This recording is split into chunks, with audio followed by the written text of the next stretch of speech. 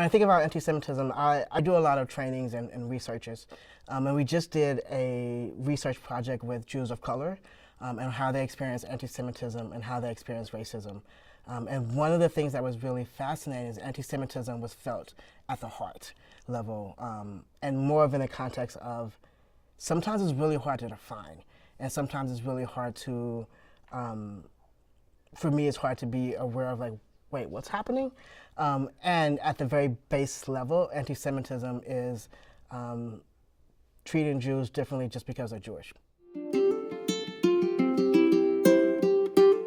I can honestly say, like, I love everything about Islam. I think Islam is one of those things that keep me anchored, and justice is a big thing in Islam. Like, justice is like, you see something wrong, you say it, whether that's your family, whether that's your friend. And like, there's things that I've learned about Islam that is very like highly cherished in our faith that I think people underappreciate.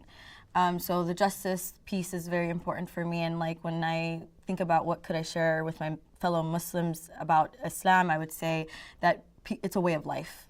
I know it's a religion, but it's truly a way of life, from like how you dress, to how you interact with your neighbors, to what you eat, to how you conduct yourself in your inner relationships with your family. Like, Islam is like truly almost like a blueprint of how to conduct yourself. And the Prophet Muhammad sallallahu alaihi wasallam, peace and blessings be upon him, is an example of that.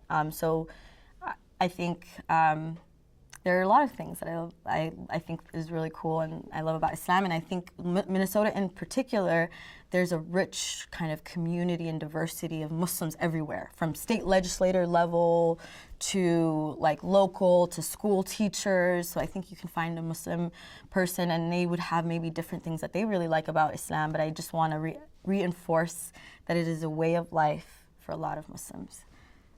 And they don't pick and choose, but yeah.